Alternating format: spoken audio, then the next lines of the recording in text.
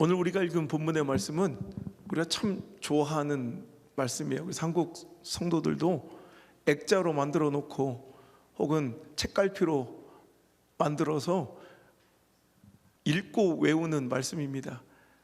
우리에게 이 복이 우리 배단위 심리교회 모든 성도들에게 이 축복과 은혜가 임하기를 간절히 소원합니다. 3절의 말씀 보면요, 그는 시냇가에 심은 나무가 철을 따라 열매를 맺으며 그 잎사귀가 마르지 아니함 같으니 그가 하는 모든 일이 다 형통하리로다. 참으로 좋은 말씀이에요, 그죠? 여러분, 그런데 오늘 이 말씀을 우리가 이해하려면 이 말씀이 처음으로 선포되고 주어진 그 시대와 그 지형과 기후를 이해해야 이 말씀의 뜻이 원뜻이 잘 이해가 된다는 거죠. 우리나라처럼 제가 보니까 이 솔렉도 사계절이 좀 있는 것 같아요.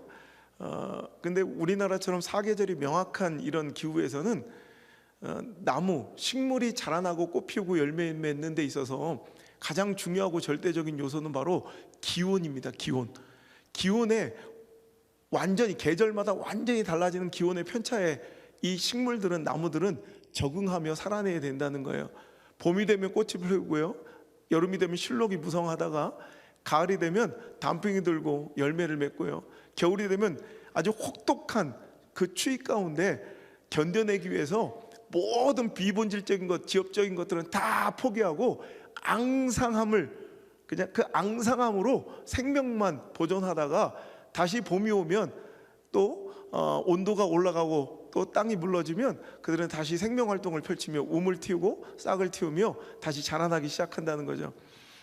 그런데 오늘 이 말씀이 주어진 것은 뭐 대한민국이나 이 솔렉이 아니죠. 이 레이튼이라고 해야 돼요?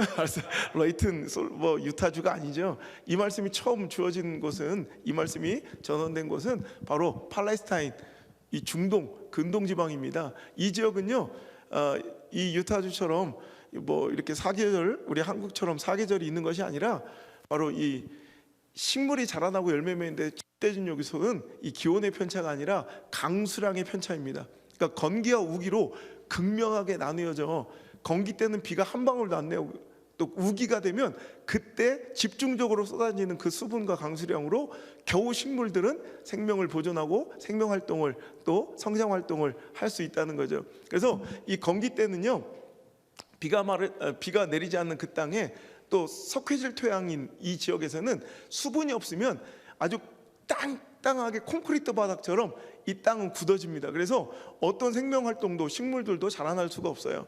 그래서 아주 메마른, 완전히 광야처럼, 사막처럼 그냥 아무 생명체도 자라나지 못하는 그런 버려진 땅처럼 보인다는 거죠. 그런데 우리 성경 안에 이른비와 늦은비라는 표현을 많이 보셨을 거예요.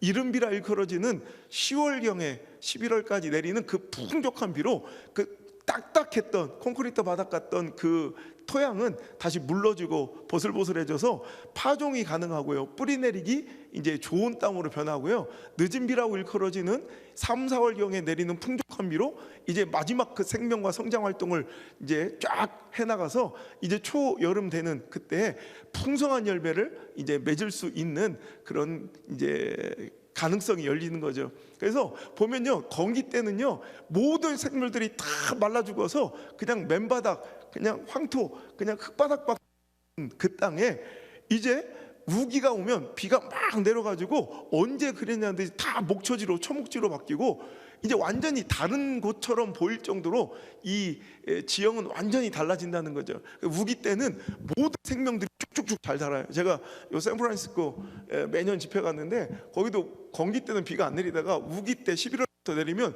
분명히 내가 5월 달에 집회 왔을 때 흙바닥이었던 그냥 민둥산이었던 그 언덕이 그냥 하루아침에 그냥 초목으로 바뀌고 풀들이 얼마나 잘 자라는지 그러니까 잘하는 게 보일 정도로 쑥쑥 자라더라고요.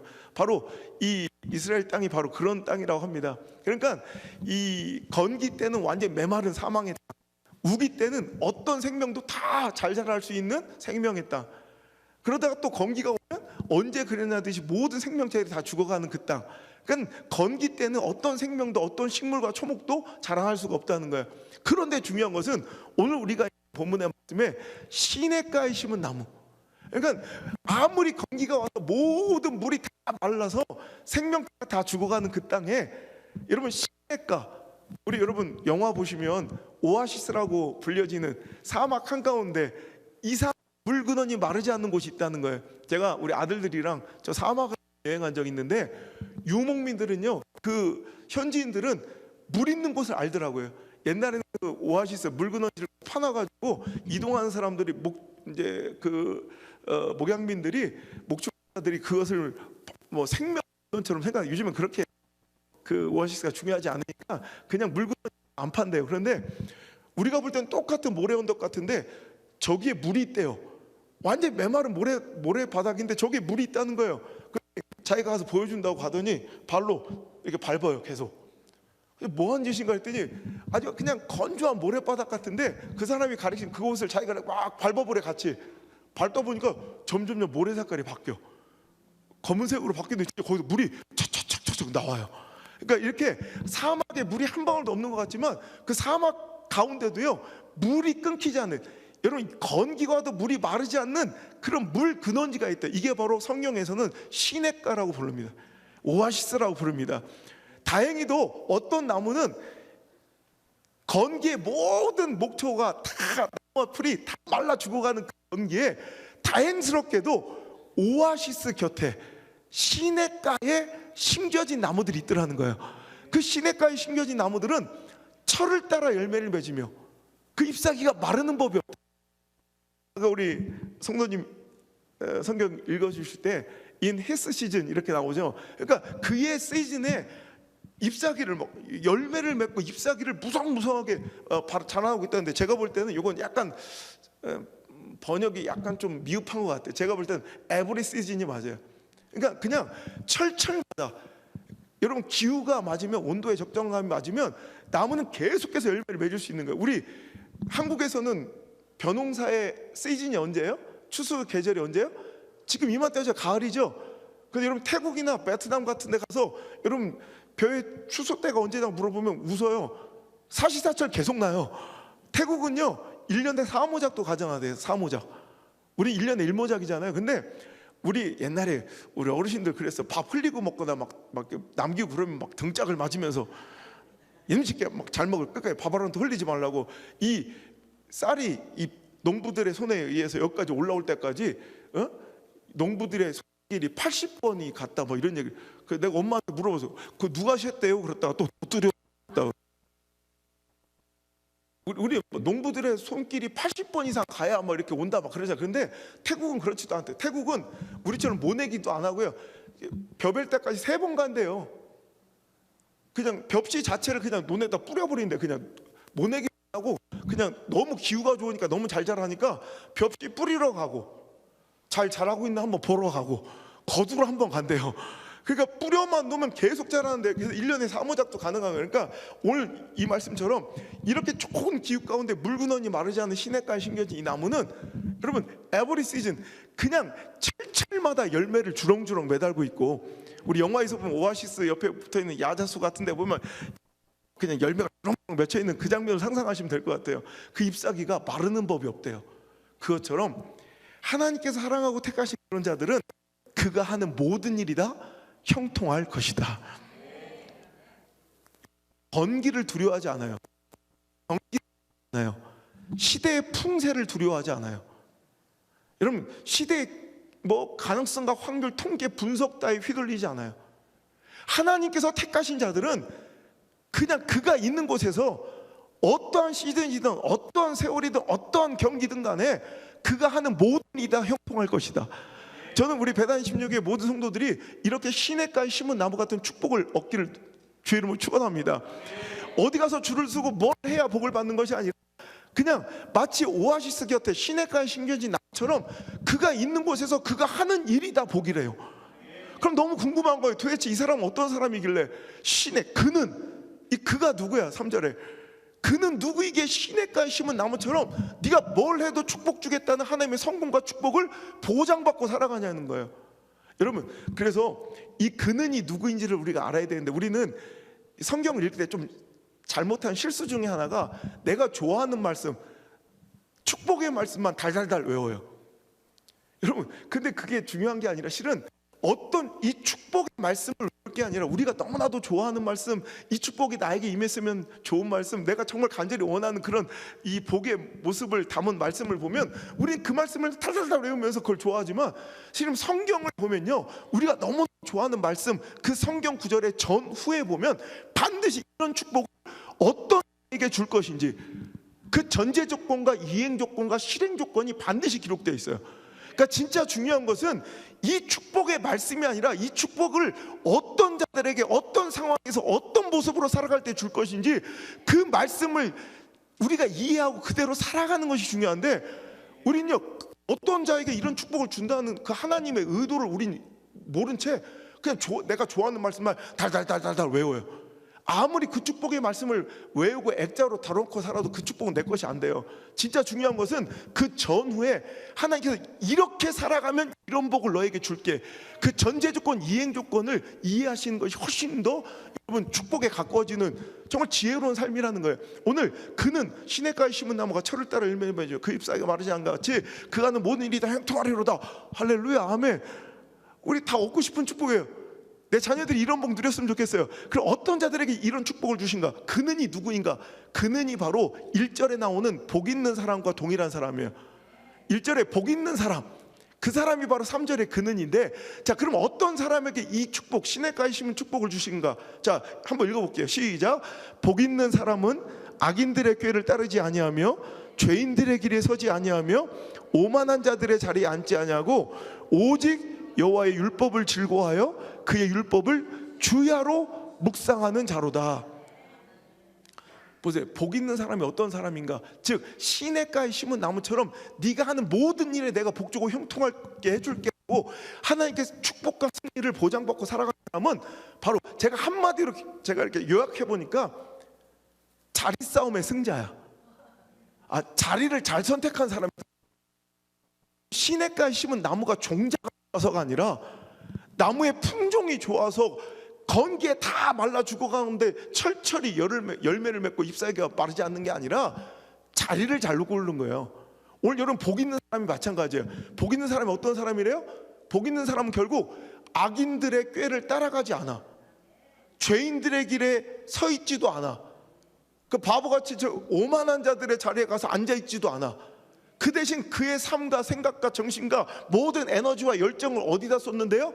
오직 여호와의 말씀을 즐거워하여 아침 저녁으로 주야로 그 말씀을 여러분 묵상하는, 메디테이트, 묵상하는 자가 바로 그가 바로 복 있는 사람이래요. 그러니까 들은요 건기에 다 힘들고 어렵고 이렇게 어려운 환경과 조건 속에서도 여러분 하나님께서 쓰시고 복 주는 사람을 보면 저 사람 참 재수가 좋아, 저 사람 참 운이 좋아, 뭐 이렇게 생각할 수 있겠지만 저 사람은 금수저야, 종자가 좋은가 봐. 아니에요. 자리가 좋은 거예요. 우리는요 내 악한 본성과 그냥 상황과 처지와 형편이 이끄는 대로 살아가면 다 악인들의 꾀, 죄인들의 길, 오만한 자리에 앉아 있어요. 우리가 뭔가 하나님의 말씀을 묵상하지 않고 의식하고 살아가지 않고 내가 서 있는 모든 자리가 악한 자리예요. 우리는요 뭐 악인들의 꾀를 따라간다 그러면 막 뿔이 나고 뻐드렁니가 막 나고 막 삼지창을 들고 다니는 사람 따라다니는 게 아니라 그냥 내가 가만히 있는데 기도하지 않고 말씀을 읽지 않고 내가 그냥 끌리는 거 있죠. 감정적으로 끌리고 물질의 유익으로 끌리고 지편 관계 감정 따에 내가 오늘도 떠밀려 서 있는 그 자리가 다 악한 자리예요. 근데 사람들은 상황에 떠밀려 살아가지 있는 사람은 형편 따라 살아가지 않는데요. 복 있는 사람은 여러분 가능성과 확률에 지배받지 않는다는 거예요. 복 있는 사람은 감정 따라 살아가지 않아요. 복 있는 사람은 관계에 지배받지 않아요. 휘둘리지 않아요. 다만 그의 인생의 결정적인 선택과 결정의 요인은 뭐예요? 하나님의 말씀이에요. 아침 저녁으로 하나님의 말씀을 묵상하면서 하나님이라면 어떤 것을 기뻐하실까?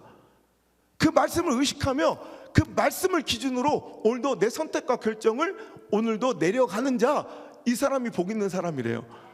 그렇게 살아가는 사람에게는 하나님께서 시냇가에 심은 나무처럼 시대가 너무 힘들고 어려운 모두가 다 쓰러져가는 그런 환경과 처지일지라도 내가 그런 사람은 반드시 붙들어 마치 건기의 오아시스처럼 사막의 오아시스처럼 내가 철을 따라 열매 맺게 해주고 그 잎사귀가 마르지 않아 수많은 사람들의 부러움을 살 정도로 그가 하는 모든 일이 다 형통하게 해줄게. 오늘 여러분 복 있는 사람 되길 바라요. 여러분 인생의 결정, 선택을 내릴 때 그 선택과 결정을 여러분 내리게 하는 여러 가지 고민하게 되는, 직장 하나를 얻어도 뭐 살 집을 하나 구해도 여러 가지 고려할 대상들 있잖아요. 물질, 이거 내 돈이 될까 안 될까, 그죠? 연봉이 얼마인가, 뭐 물질도 계산하고. 근데 딱 가만 보니까 돈은 여기가 1,500만 원이 싸, 뭐 10,000불 이상 싸, 이쪽 집이. 그런데 생각해보니까 내가 좋아하는 그 언니야가 이쪽에 살아. 근데 또 생각해보면 자식 교육을 보면 또 이쪽이 좋아. 고민하고 갈등하잖아요. 근데 그 마지막 결정을 내리게 하는 그 모든 갈등과 고민들을 싹 잠재우고 그 결정을 내리게 했던 것들이 있을 거예요. 여러분 왜 라이트에 살아요? 여러분의 그 결정을 내리게 했던 마지막 순간에 그 마지막 결정적 요인이 있어요. 그걸 우리 인생의 최종 권위라고 하는, 권위, 최종 권위. 어떤 사람은 돈, 감정, 관계, 내 자녀의 교육, 내 사상과 이념, 여러 가지 왔다 갔다 하다가 그래도 내가 우리 교회에 다니려면 A로 가야지, 내가 예배 잘 성수하려면 B로 가야지, 이렇게 해서 모든 갈등과 고민을 딱 잠재우고 내가 그 선택을 내리게 할 수 있었던 그 마지막 그 고민이 바로 여러분 인생의 최종 권위예요. 여러분 최종 권위가 하나님의 말씀이길 바랍니다. 하나님의 뜻과 하나님의 요구이고 목적이길 바랍니다. 그럴 때 여러분 그게 바로 복 있는 사람이고, 하나님을 의식하고 하나님의 뜻이 여러분의 모든 선택과 결정의 스탠다드, 기준이 된 사람들은요, 여러분 그런 사람들은 오늘도 망할 것 같은데 망하지 아니하고, 여러분 그 선택과 결정을 하나님을 존중하고 살아가는 사람들은 내가 상상하고 내가 내 삶을 경영해서 약삭빠르게 가능성 따라, 확률 따라, 통계 따라, 분석 따라, 그래프 따라. 오늘 이거 통역 누가 해요? 오늘 아마 인생 가운데 가장 힘든 사람이 인생이 되고, 오늘 상황 따라, 처지 따라, 감정 따라, 관계 따라, 확률 따라, 가능성 이런 것 따라 내가 되게 똑똑한 척하고 약삭빠른 척하고 살아가도요, 무슨 쳇바퀴 헛바퀴 돌듯 맨 똑같아. 열심히 평생 산 것 같은데 맨 지지부진하고 맨날 재미없고 밍밍한 그런 사람, 헛헛한 인생을 계속 똑같이 반복되고 살아가는 사람들이 있을 거예요. 하지만 여러분 하나님 말씀을 기준으로 오직 여호와의 말씀을 즐거워하여 그 말씀을 주야로 묵상하고 살아가요. 하나님 말씀을 의식하고 하나님 말씀을 신경 쓰는 거예요. 이 세대를 본받지 않고 하나님 기뻐하실 것을 선택하는 거예요. 그 자리에 내 시간을 두고 내 에너지를 쏟고 내 물질을 쏟고 우리 가정과 내 자녀와 내 재능을 걷다 쏟아버리는 거예요. 거기다 뿌리 내렸다고요. 여러분 그런 사람들이 바로 시냇가, 하나님께 뿌리 내린 인생이고요. 그런 사람은 뭘 해도 어디 가든 돼요. 여러분 이런 축복을 누리시길 간절히 바랍니다. 여러분 제가요 일본에서 유학을 할 때 이제 20년 넘었어요. 한 30년 가까이. 제가 보면 한국에서 없었던 그런 문화들이 있더라고요. 지금 이제 한국도 굉장히 이제 번성하는 문화 중에 관상어 있죠. 관상어. 물고기인데 이렇게 구경하는 물고기 있죠. 우리 한인들은 이해가 안 되는 거예요. 우리 한국 사람들한테는 생선은 딱 두 종류요. 회를 뜰 것인가 탕을 끓일 것인가. 신선할 때 빨리 먹어야 되지만 그런 게 있다고 이렇게 보고 이렇게 즐거워하는 관상어라는 게 있잖아요. 보는 물고기. 그리고 우리는 경험을 하지 못했던 거라. 내 학교 옆에 이 교회보다 더 넓은 그런 관상어 가게가 있어가지고 제가 시간 날 때마다 전 모르는 분야를 배우는 걸 좋아해요. 그래서 가서 이렇게 보다 보니까 한 마리에 1,000만 원이 넘는 물고기도 있더라고요. 이해가 안 되대. 근데 그 중에서 제가 만난 물고기 중에 하나가 되게 특별한 놈이 있어요. 잉어인데 관상어로 색깔을 되게 아름답게 일부러 개량해서 만들어낸 종자예요. 코이라는 종류. 코이. 우리나라의 유금이라는 종자하고 똑같은 종자인데 금붕어 새끼처럼 이렇게 조그맣고 배 뻘떡 나오고 이렇게 알록달록 이뻐요. 근데 그게 금붕어가 아니라 실은 잉어예요. 잉어를 이렇게 관상용으로 일부러 의도적으로 만들어낸 종자예요. 근데 그 종자가요, 작년에 그 잉어 코이 그 물고기 컨테스트가 있어요. 제 이쁜 물고기 찾는. 근데 거기서 일본이니까 빨간 금붕어인데 그 금붕어의 그 모양이 어떻게 생겼냐에 따라서 천정부지로 가격이 올라가는데, 재작년에 이렇게 대가리 여기에다가 빨갛게 일장기처럼 이게 빨갛게 이렇게 무늬가 여기 일장기처럼 맞박에 딱 이렇게 생긴 그 금붕어 코이가요. 여기 돈으로 한 8만 불, 거의 1억 가까이 팔린 적이 있어요. 작년 콘테스트 1등 한 코이는 3억 원이에요. 3억 원, 거의 30만 불. 뭐 이렇게 대단한 물고기인데 하여튼 그 녀석이요. 뭐 원래는 그냥 한 30불 정도, 3, 4만 원, 뭐 30불, 40불 정도, 50불 정도 하는 이 물고기 한 마리에. 근데 아무리 어항 속에 관상어니까 실내 어항 속에 기르잖아요. 아무리 뭐 밥을 잘 주고 산소 잘 공급해주고 온도 잘 맞춰줘도 한 6cm, 8cm 요만하게 자라는 물고기예요.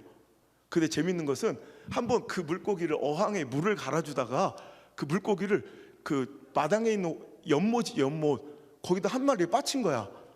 그 걔를 못 잡잖아요. 한 마리에 3만 원, 4만 원 하지만 아깝지. 어떻게 할 거야? 그 물을 다 퍼낼 수가 없잖아. 그래서 그냥 잊어버리고 살았어요.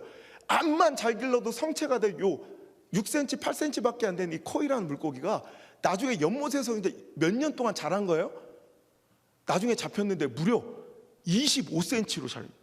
25cm. 만약에 이만한 어항에 그 코이 물고기 25cm짜리가 8마리만 있어봐. 박살나지, 그죠? 희한하잖아요. 아니 아무리 먹이를 잘 주고 아무리 환경을 좋게 만들어서 잘 길러도 6cm, 8cm밖에 안 되던 물고기가 그 넓은 연못에 기르니까 25cm로 자라 있더라는 거예요. 그래서 연구한 학자들이 그 코이가 얼마만큼 자랄 수 있을까를 궁금해해서 아주 넓은 호수 있죠. 그 호수에다가 저수지에다가 방류를 해봤어요. 수년이 흐른 뒤에 그 물고기를 찾아서 잡았는데 무려 1m 20짜리 물고기들이 코이가 잡히는 거예요. 여러분 보세요.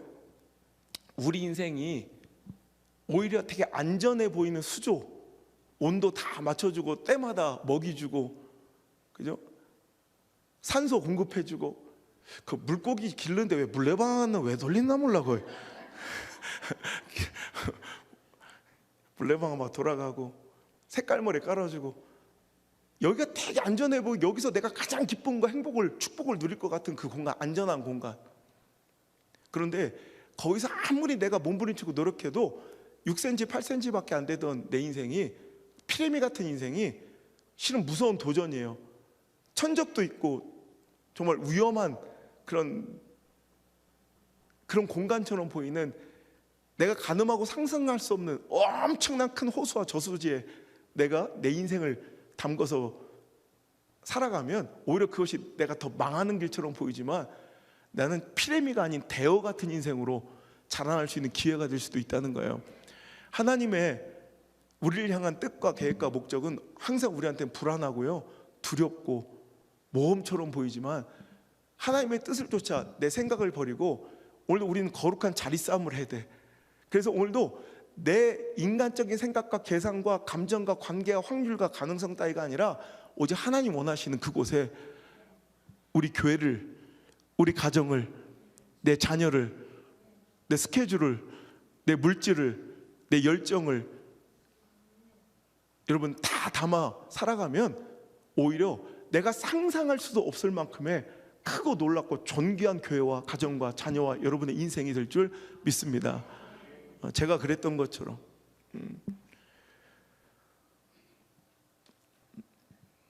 여러분 미국의 뉴욕 가면 물가가 엄청 비싸잖아요.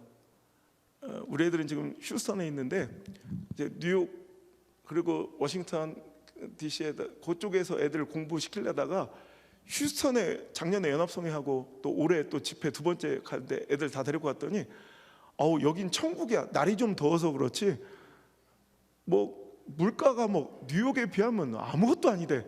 그래가지고 애들 3명 보내려니까 1명 보낼 값이면 3명을 보내겠더라고 휴스턴은. 그래가지고 휴스턴으로 애들을 다 보냈어요 이번에.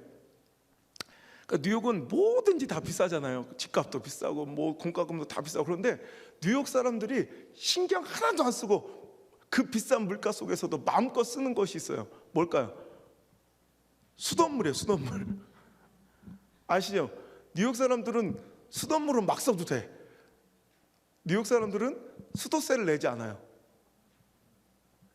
미국 사람들한테 내가 미국 얘기를 해주니 진짜 이게 이런 아이러니한 광경이, 그걸 또 뭐 이렇게 받아들이니 참 신비로운 세상이에요. 하여튼 뉴욕 사람들은 수도세를 내지 않아요. 왜냐하면 누가 다 내줬어. 록펠러가 이미 다 내줬어요. 100년치를. 그래가지고 수도세를 아낌없이 물을 막 써요. 여러분, 록펠러는 처음에 록펠러 1세는 흙수저죠. 뭐 아무것도 가진 것이 없이 뭐 풍족한 가정 금수저로 뭐 태어난 게 아니라 진짜 신앙 하나 유산으로 물려받은 사람이에요. 그래서 록펠러의 어머니의 십계명, 신앙의 십계명 유명하잖아요, 그죠? 록펠러 어머니가 록펠러한테 물려줬던 신앙의 십계명 유명하잖아요. 내가 이제 CNN에서 한번 들었던 것 같다. 록펠러 엄마가 그랬다는 거예요. 이 이야기를 전 세계가 다 알아도 되는데 제발 레이튼만큼은 비밀 내달라고 피를 토하면서 유언을 하고 돌아가셨다는 얘기가 있는 거예요. 전 세계가 다 아는데 자기들만 몰라요 지금.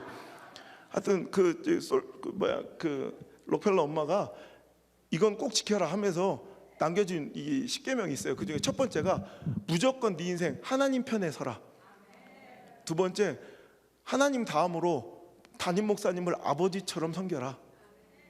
세 번째, 예배 드릴 때 요 앞자리를 고수해라. 저 뒤에는 또 저기 옛날엔 그래서 우리 선배님들 요 앞자리는 금자리, 요 뒤에 은자리, 저 맨 뒤엔 똥자리 막 그랬다고 옛날에.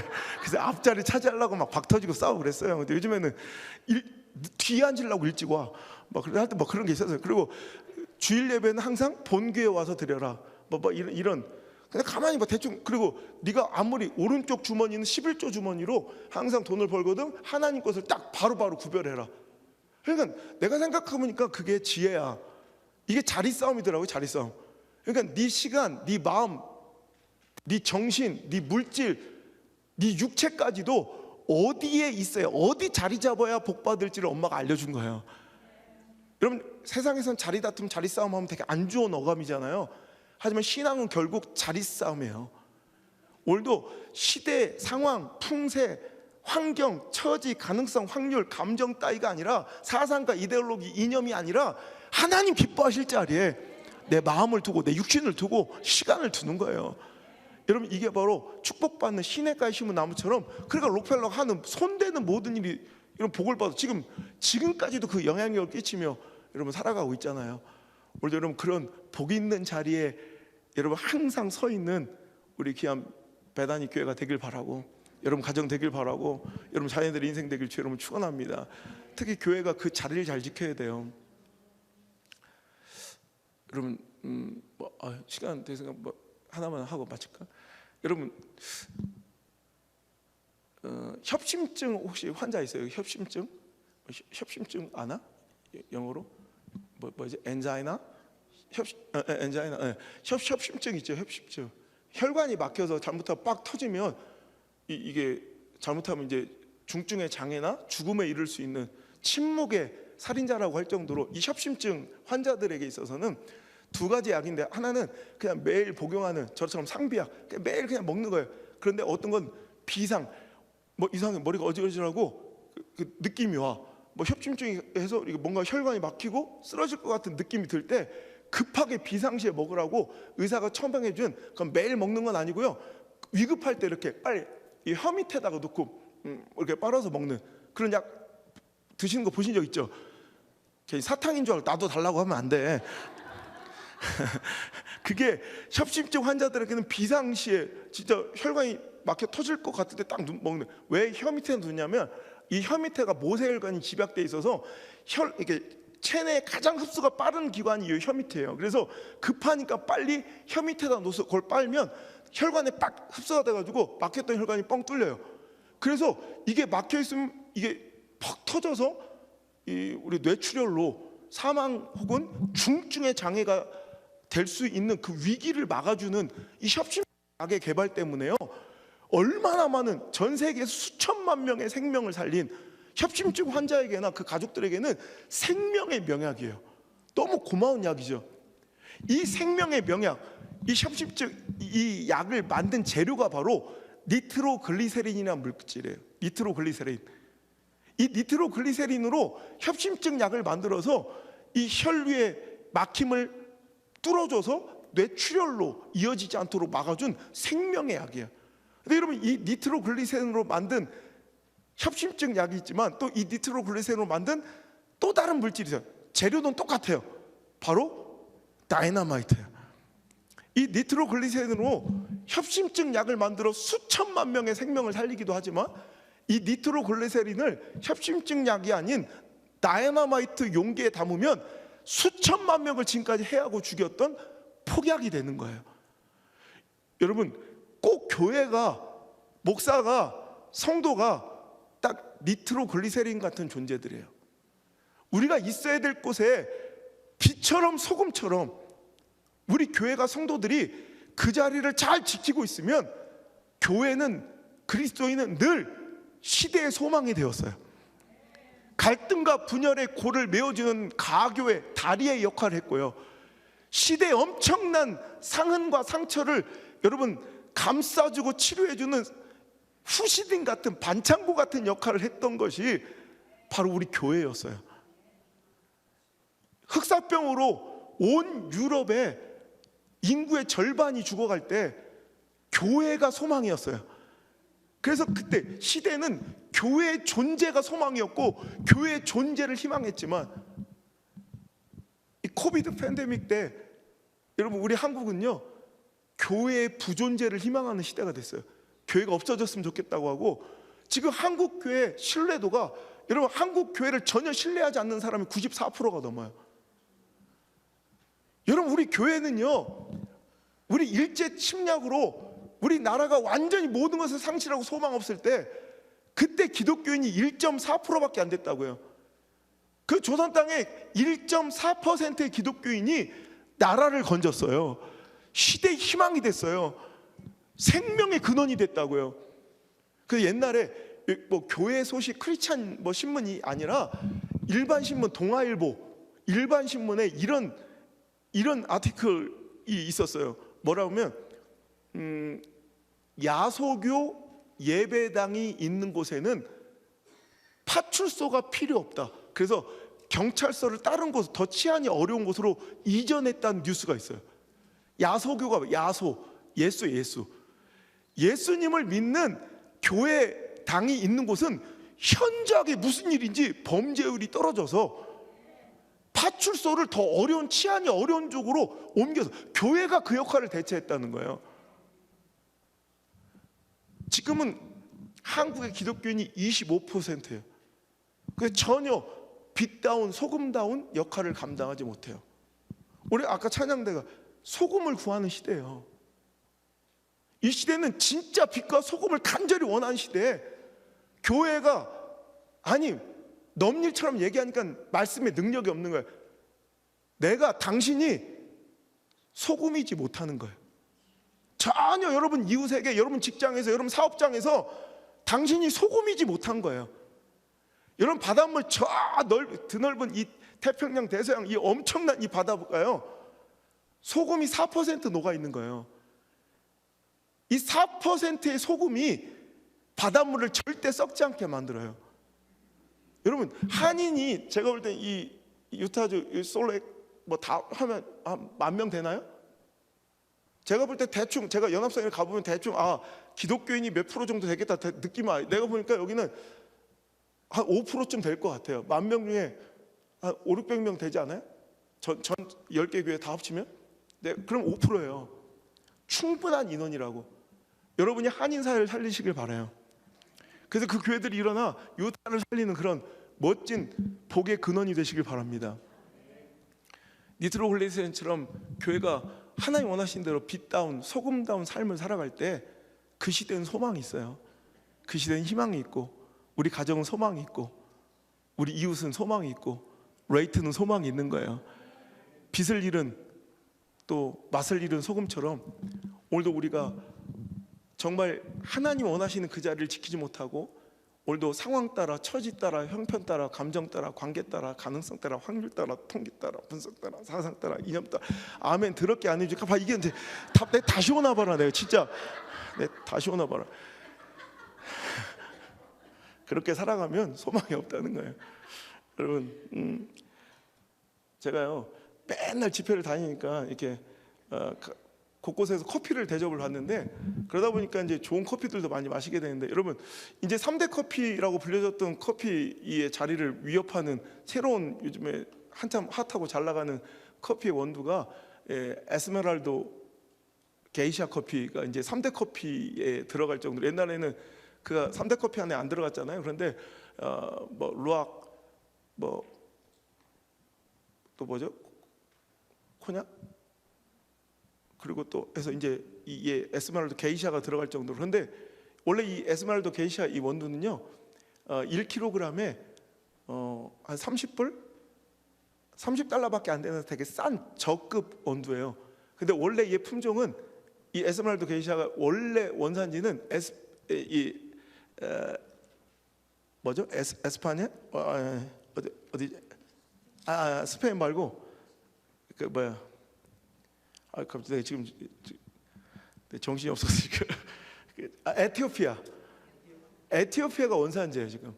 에티오피아 원산지였던 이 에스메랄도 게이샤는 원두 1kg에 30달러밖에 안 되는 싼 품종인데 이 에스메랄도 게이샤를요 어느 날 저 파나마에 갖다 심은 거예요. 똑같은 나무를 파나마에 심었더니 이 파나마산 에스메랄도 게이샤는 1kg에 300불 이상의 고급 원두가 된 거예요. 그러니까 우리는 내가 뭔가 열심히 노력해서 뭐 여러분 열심히 사셨잖아요. 설렁설렁 놀고 먹은 건 아니잖아요, 그죠? 열심히 더 열심히 살아서 뭔가를 이뤄야 된다고 생각하지만 어떤 때는요, 내가 있는 자리가 어떤지를 한번 점검해 보는 것도 좋아요. 오늘 우리 교회가, 우리 가정이, 내 사업장과 내 물질과 내 시간이 과연 하나님 기뻐하시는 그 자리에 뿌리 내리고 있는지 점검해 보시면 내가 상상할 수도 없는 놀라운 열매들이 맺히는 여러분의 인생의 후반전과 또 여러분 자녀들의 삶이 될 수도 있다는 것입니다. 저는 많은 사람들이 손가락질 받으며 미쳤다는 소리 들으며 교단도 저는 엄청나 많은 제의가 막 들어왔는데 한 번도 다녀보지 못했던 순복음 교단을 전 태어나서 한 번도 가보지도 않고 지금까지 한 번도 안 다녀봤던 순복음 교단으로 가서 순복음이 가장 어렵고 순복음의 무덤이라고 불려지는 강의 중에 대학원에서 수업 중에 저긴 누가 가도 안 된다는 그 얘기 한마디에 짐 싸가지고 제가 혼자 가서 신대원 1학년 때 혼자 개척할 때 사람들이 다 미쳤다고 그랬어요. 저는 그 경상도에 가본 적도 살아본 적도 없어요. 거기 가서 부산 여자 만나서 결혼하고 한 달 반 만에 내 인생의 첫 선이요, 마지막 선이죠. 선이란 단어가 나한테 어울리긴 해요, 그죠? 그럼 사람들이 다 미쳤다고 그랬어요. 근데 저는 확신했어요. 이 자리가 하나님 기뻐하신 자리다. 그래서 딱 20년 됐어요. 혼자 등짐지고 혼자 개척한 지. 지금 보세요. 전국 팔도 전 세계를 누비며 제가 다니던 그 학교에 저는 총장이 미국 박사학위도 없어요. 그 흔한. 우리 한국에서 웬만한 활동하시는 분들은 미국 박사학위는 다 있어야 되거든요. 저는 미국 박사학위도 하나 없지만 우리 교육부 우리나라 역사상 최연소의 총장으로 선거가 되고요. 지금 뭐 마음껏 책 쓰고요. 마음껏 방송하고요. 전 세계 내가 가고 싶은데 언제 찍으면 무조건 가서 말씀 전하고요. 여기 보세요. 내가 상상할 수, 우리 엄마 아빠도 상상할 수 없었던 이런 축복은 내 아주 기민하고 민첩한 계산, 분석, 기획이 아니라 그냥 하나님 기뻐하신 그곳에 내 삶을 뿌리냈을 때 일어난 놀라운 축복인 줄 믿습니다. 사랑하는 성도 여러분, 오늘도 되게 약삭빠르게 잘난 척하지 이렇게 똑똑한 척하고 살지 마시고 오늘도 오직 하나님의 말씀을 즐거워하며, 올 실은 제가 여기 와서 설교할 게 아니었거든요, 스케줄상. 그리고 목사님이 하도 막 우리 수행비서를 아주 막 한국에서 얼마나 막 부탁을 막 연락이 오셨는지, 그래서 예, 내가 알아서 갈게, 어딘지도 몰라왔지만 이 말씀을 즐거워하셔야 돼요. 이렇게 말씀을 소중하게 여기셔야 돼요. 제가 집회 가서 이렇게 주일날 새 탕을 떼어본 건 또 처음이에요. 지금 대가리 어지러워 지금부터 아주 그냥. 그래서 내가 그래서 혹시 내가 여기서 레이튼에서 똘트랙해서 죽으면 우리 교회장으로 치러달라고 아주 멋지게. 그랬더니 목사님, 내 시신에는 태극기를 덮을까요, 성조기를 덮을까요? 그래서 하체는 성조기, 상체는 태극기를 덮어서 한국으로 이송해달라고 그랬는데, 하여튼 여러분 하나님 기뻐, 이렇게 말씀을 소중하게 생각하고 말씀을 기뻐하며, 하나님이라면 어떻게 하셨을까? 돈 몇 푼에 결정하지 말고, 감정에 휘둘리지 말고, 가능성, 확률, 그래프 보는 거에 익숙해지지 말고 하나님이라면 뭘 기뻐하실까? 사랑하는 자들이여, 이 시대를 본받지 말고 오직 하나님 기뻐하시고 선하시고 온전하신 그 뜻 따라 살아갈 때 하나님께서는 여러분에게 상상도 못한, 생각지도 못한 놀라운 축복을 주실 줄 믿습니다.